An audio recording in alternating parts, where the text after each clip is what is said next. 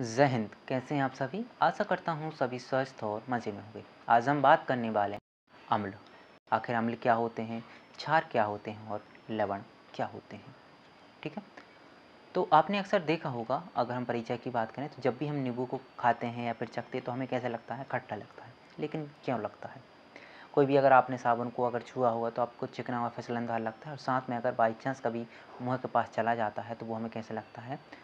थोड़ा हमें खट्टा लगता है। ये कैसे लगता है?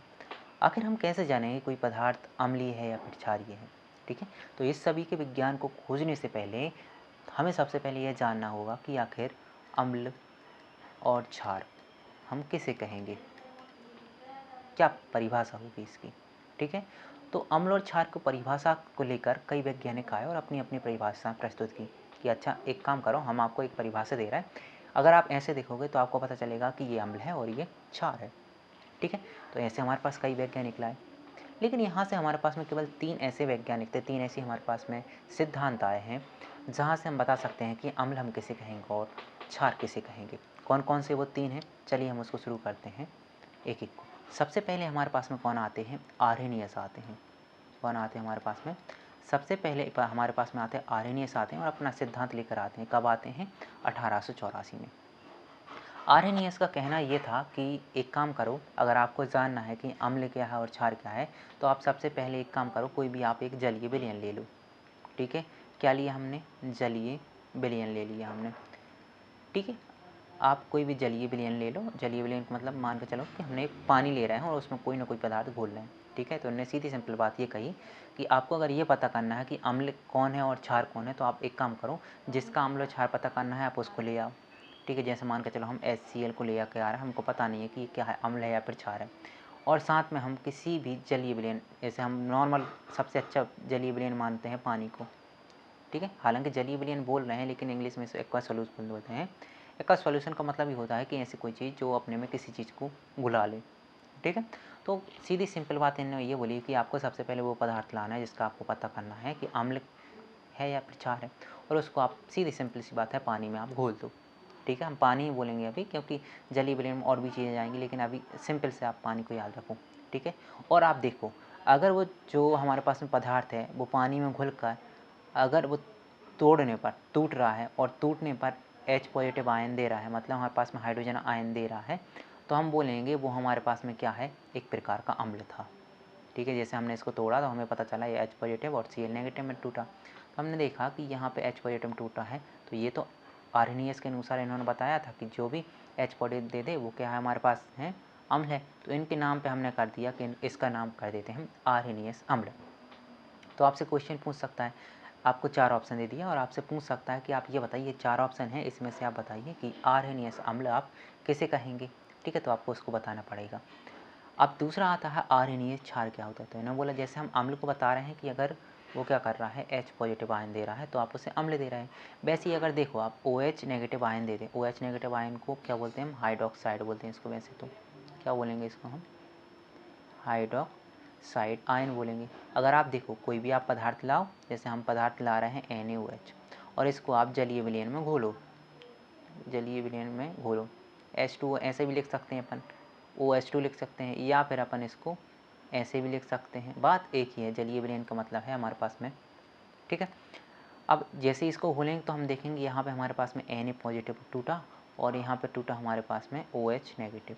ठीक है, तो आर्हेनियस ने तो यही बोला था, कोई भी आप पदार्थ लाते हो और उसको जलीय विलयन में घोलते हो और आपको अगर मिलता है OH नेगेटिव, तो यही तो हमारे पास में क्या है? बेस है, क्षार है। तो आर्हेनियस के अनुसार हमने 2 ही बातें जानी हैं कि अगर हमारे पास अम्ल होगा तो वो क्या करेगा? H पॉजिटिव आयन को देगा, और अगर बेस है, क्षार है, तो वो क्या करेगा? OH माइनस आयन को देगा। अब सबसे ज़रूरी बात यहाँ पे, एक इम्पोर्टेंट बात ये हो गई थी, ये जो इन्होंने सिद्धांत दिया था ये केवल लागू वहाँ पे हो रहा था जहाँ पे हमारे पास में एक्वा सॉल्यूशन होगा। मतलब आप किसी भी चीज़ को जब पानी में घोलेंगे तभी आप ये बता सकते हैं कि वो अम्ल होगा या क्षार होगा। दिक्कत तो यहाँ पे हुई क्योंकि हर चीज़ को तो हम पानी में घोल के एक एक नहीं देखेंगे, तो यहाँ पे इनके सिद्धांत में थोड़ी कमी आई। फिर दूसरे सिद्धांत की ओर बढ़ते हैं हम, और दूसरा सिद्धांत लेके आए हमारे पास में ब्रॉन्स्टेड एंड लॉरी। कब लेके आए थे? 1923 में।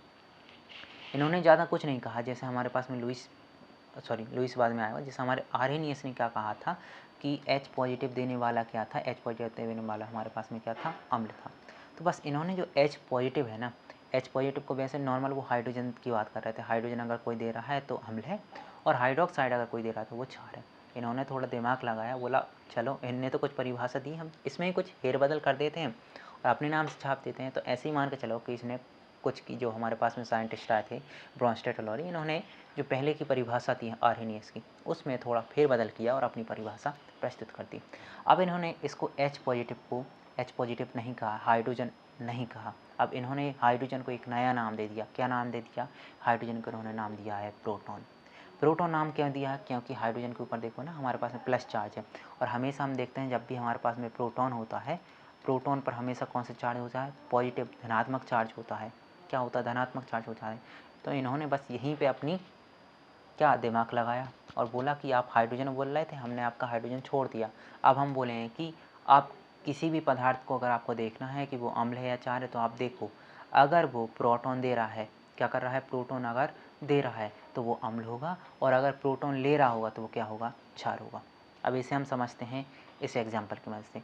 जैसे यहाँ पे हमारे पास में HCl है, क्या हमारे पास में HCl है, और रिएक्ट कर रहा है ये NH3 के साथ में, और प्रोडक्ट क्या बना रहा है हमारे पास में, NH4 पॉजिटिव, और प्लस में बन रहा है हमारे पास में क्लोरीन नेगेटिव।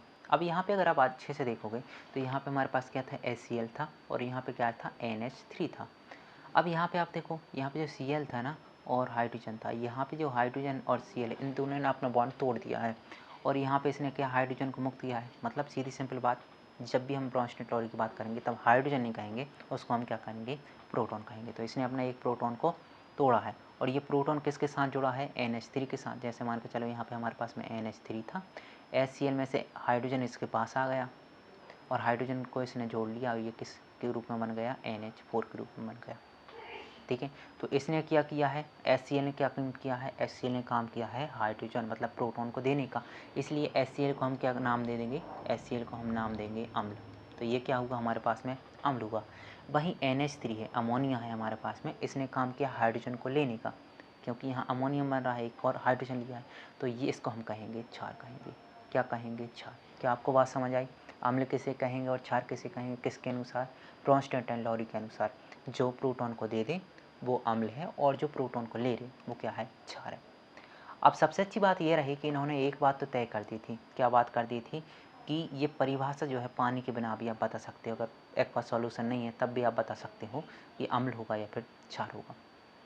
लेकिन अब समस्या ये आ गई थी, इनकी परिभाषा के बाद भी कहीं कहीं के हमारे पास में ऐसे प्रोडक्ट बच गए थे, ऐसे पदार्थ बच गए थे जिसमें प्रोटॉन था ही नहीं, जिसमें हाइड्रोजन था ही नहीं। तो हम कैसे बताएंगे कि यहाँ पे अम्ल है या क्षार है। जैसे मान के चलो एक पदार्थ हमने लिया कार्बन मोनोऑक्साइड, और आपसे पूछे ये बताओ कि यहाँ पे जो कार्बन मोनोऑक्साइड है ये अम्ल है या फिर क्षार है।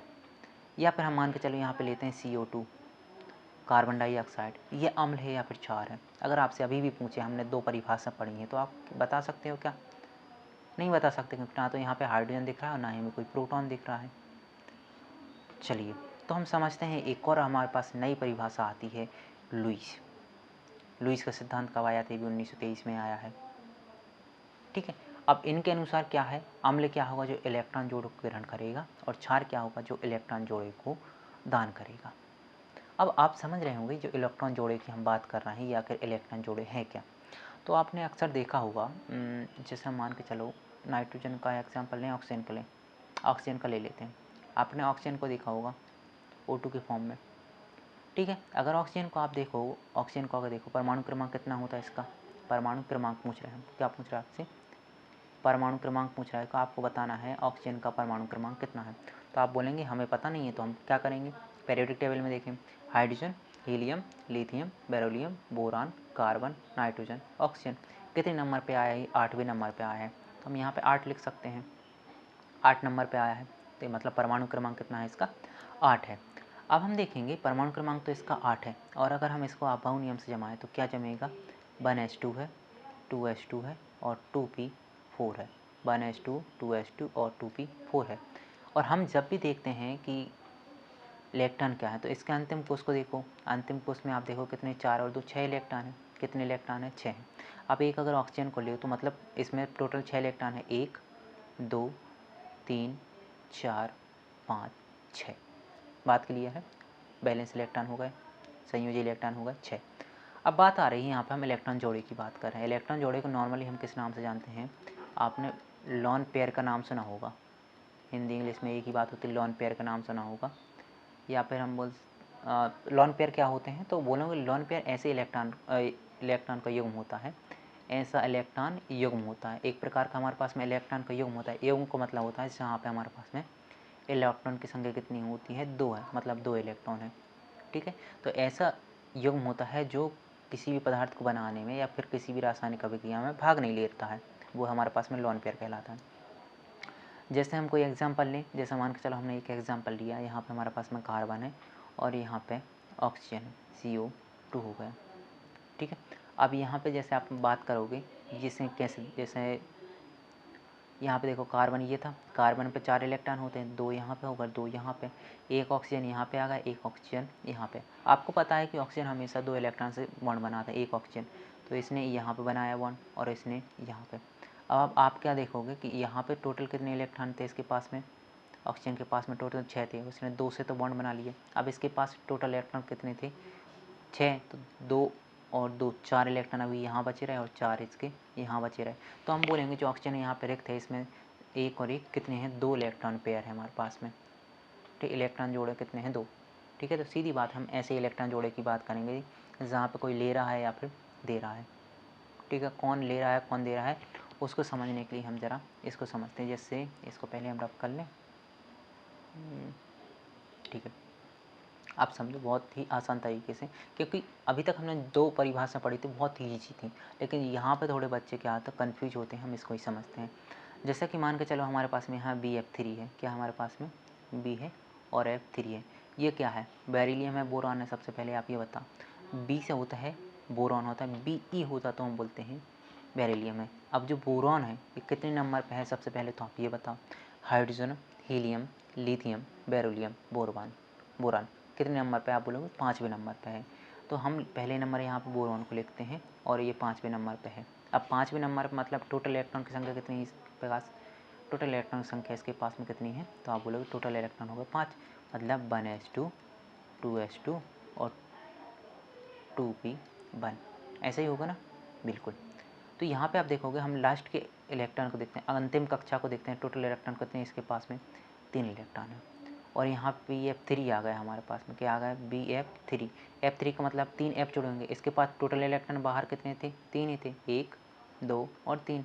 एक फ्लोरीन यहाँ पे आ गया, एक फ्लोरीन यहाँ पे, एक फ्लोरीन यहाँ पे। अगर आपसे हम यहाँ पूछें कि आप बताओ कि यहाँ पे कोई क्या इसके पास इलेक्ट्रॉन बचा है जोड़ा? अब बोलोगे नहीं बचा, क्योंकि इसके पास 3 थे और तीनों ने बॉन्ड बना लिया है। ठीक है, अभी तो आप यही बोलोगे ना, क्योंकि आपको पता नहीं है। और दूसरा, अगर हम यहाँ पे NH3 की बात करें, ये NH3 है। अब यहाँ पे नाइट्रोजन की बात करें, नाइट्रोजन कितने नंबर पे आता है? 7 पे आता है। और अंतिम कक्षा में इसके कितने इलेक्ट्रॉन होते हैं? जैसे 1s2, 2s2, 2p3 है। अंतिम कक्षा में इलेक्ट्रॉन कितने होंगे इसके? 5 हुए। तो नाइट्रोजन करो 1, 2, 3, 4, 5, मतलब 5 इलेक्ट्रॉन होगा। 3 हाइड्रोजन इससे जुड़े हुए हैं, एक हाइड्रोजन आप यहाँ जोड़ो, एक यहाँ जोड़ो और एक यहाँ जोड़ो। तो आप देखो नाइट्रोजन में क्या है हमारे पास में? एक लॉन पेयर इलेक्ट्रॉन हमारे पास में इलेक्ट्रॉन का जोड़ा बचा हुआ है, बचा हुआ है कि नहीं? और हमने क्या बोला था? जो लॉन पेयर को डोनेट करे, जो लॉन पेयर को दान करे, वो क्या कहलाता है? बेस कहलाता है। इसके पास लॉन पेयर एस्टा में है, और अगर किसी के साथ रिएक्शन करा, मान के चलो इसकी रिएक्शन हम इसके साथ ही करा देते हैं, तो ये इलेक्ट्रॉन का है, दे सकता है, दे सकता है कि नहीं दे सकता है? बिल्कुल दे सकता है। इसलिए ये क्या हो जाएगा? एक प्रकार का क्षार हो जाएगा। और ये इलेक्ट्रॉन को ले सकता है या नहीं ले सकता है, आप इससे अंदाज़ लगाओ कि इसके पास P1 है, और हमें पता है P में कितने बन सकते हैं? मोस्टली 6 इलेक्ट्रॉन बन सकते हैं, और इसके पास केवल 1 इलेक्ट्रॉन, मतलब ये इलेक्ट्रॉन को ले भी सकता है, ले सकता है कि नहीं ले सकता है? इसलिए इसके इलेक्ट्रॉन को ये ले लेगा, इसलिए हम BF3 का नाम क्या देते हैं? एक प्रकार की हमारे पास में अम्ल है। बात आपको समझ आई? ठीक है, तो हमारे पास में क्या कर रहा है? NH3 जो है BF3 को अपना इलेक्ट्रॉन डोनेट कर सकता है, इसलिए NH3 हमारे पास में क्षार हो गया और BF3 ले सकता है, इसलिए हो गया अम्ल। इनके अनुसार समझ आया आपको? ठीक है, एक आध एग्जाम्पल और देख लेते हैं हम यहाँ पर। जैसे यहाँ पे आप देखोगे, यहाँ पे हमारे पास में सिल्वर है, ये सिल्वर पॉजिटिव पे है, और क्लोरीन किस पे है, नेगेटिव पे। ये दोनों क्रिया कर रहे हैं और साथ में करा बना रहे हैं AgCl बना रहे हैं, ठीक है।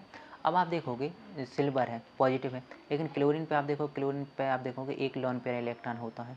अब ये इलेक्ट्रॉन को दे सकता है, और हमने अभी बोला था जो इलेक्ट्रॉन को दे सकता है वो क्या कहलाएगा, इलेक्ट्रॉन पेयर को दे सकता है वो क्या कहलाएगा, क्षार कहलाएगा। तो ये क्या हो गया, क्षार हो गया। और ये इलेक्ट्रॉन को ले रहा है तो ये यहाँ पे क्या हो गया, अम्ल हो गया। सबसे अच्छा एग्जांपल हम लेते हैं, मान के चलो यहाँ पे हमारे पास में C है और यहाँ पे O है, ये क्या हम कार्बन मोनोऑक्साइड कहते हैं। अब यहाँ पे देखो ये हमारे पास हाइड्रोजन है, हाइड्रोजन के जो कार्बन है, कार्बन के पास 4 इलेक्ट्रॉन होते हैं, 1 2 3 4। ऑक्सीजन है, ऑक्सीजन के पास इलेक्ट्रॉन होते हैं 6, 1 2 3 4 5 6। अब यहाँ कार्बन ने इसके साथ में एक बॉन्ड बना लिया। अब देखो कार्बन के पास भी लोन पेयर इलेक्ट्रॉन रह गए और ऑक्सीजन के पास भी लोन पेयर इलेक्ट्रॉन रह गए, है कि नहीं। तो मतलब इसकी टेंडेंसी बन जाएगी कि इलेक्ट्रॉन को डोनेट कर दे किसी को, और हमने अभी पढ़ा था जो इलेक्ट्रॉन को डोनेट करते वही तो क्या कहलाते, क्षार। इसलिए हम जो हमारे पास में कार्बन मोनोऑक्साइड होता है इसे एक प्रकार का क्षार ही मानते हैं। एक और एग्जांपल हमने देखा था, क्या देखा था, हमने आपसे पूछा था आप बताइए CO2 अम्ल है या क्षार है। इसको भी हम देख लेते हैं। जैसे कार्बन कितने इलेक्ट्रॉन बनता है, 4 हुए इसके पास में। ऑक्सीजन के पास कितने हैं, 1 2 3 4 5 6। यहाँ पे एक और ऑक्सीजन ले लो, 1 2 3 4 5 6। अब यहाँ पे 2 इलेक्ट्रॉन इसने ले लिए, 2 इलेक्ट्रॉन इसने ले लिए, ठीक है। तो यहाँ पर टोटल बॉन्ड, अब यहाँ पे देखो ये देख रहे हो, तो यहाँ पे आप देखोगे ना, यहाँ पे ऑक्सीजन बचा है हमारे पास में, क्या है हमारे पास में, यहाँ पे हमारे पास ऑक्सीजन है। और ऑक्सीजन क्या होता है हमारे पास में, एक विद्युत ऋणात्मक तत्व है। मतलब ये भले ही इसके पास अगर युग्म है तो ये क्या करे, इलेक्ट्रॉन को खींच सकता है। इसलिए यहाँ पे क्या कर सकते हैं हम, इलेक्ट्रॉन को खींच सकता है। तो ये हमारे पास में क्या हो गया, इलेक्ट्रॉन खींचने वाला है तो अम्ल हो गया। बात क्लियर है। अब एक और हम यहाँ पे कंक्लूजन हमने जो जो पढ़ा है, अभी 3 सिद्धांत पढ़े, आर्हेनियस का पढ़ा, ब्रोंस्टेन टॉली का पढ़ा और लुईस का पढ़ा है। आर्हेनियस के अनुसार जो हाइड्रोजन देता है वो क्या है, अम्ल है। जो हाइड्रोजन लेता है वो क्या है, सॉरी OH आयन देता है वो क्या है, क्षार है। लेकिन ब्रोंस्टेन टॉली के अनुसार प्रोटॉन देने वाला अम्ल है, प्रोटॉन लेने वाला क्षार है। और लुईस के अनुसार इलेक्ट्रॉन पेयर को जो स्वीकार कर ले, जो ले ले वो अम्ल है, और जो दे दे वो क्या है, क्षार है। यही है। अब लास्ट में एक और पढ़ते हैं और फिर इस सेशन को एंड करेंगे। बाकी जो भी अभिक्रियाएँ होंगी एसिड के साथ या बेस के साथ अन्य पदार्थों की, उसको हम अगली क्लास में देखेंगे। जैसे हम आपने एक पढ़ा होगा उदासीनीकरण अभिक्रिया, उदासीनीकरण अभिक्रिया, ठीक है। तो जैसे हमने एक पढ़ा था एसिड था, अम्ल था, एक हमारे पास में क्षार था। तो हम अगर देखें तो उदासीनीकरण अभिक्रिया क्या होती है, जब हम किसी अम्ल और क्षार को एक साथ मिलाते हैं तो ये दोनों आपस में अभिक्रिया करके लवण और जल का निर्माण करते हैं। इसी अभिक्रिया को हम क्या कहते हैं, उदासीनीकरण अभिक्रिया कहते हैं। एग्जाम्पल जैसे मान के चलो, हमें पता है अभी हमने देखा था HCl हमारे पास एक प्रकार का अम्ल था, और हमने दूसरा देखा था हमारे पास में NaOH ले लेते हैं, ये एक प्रकार का क्षार था।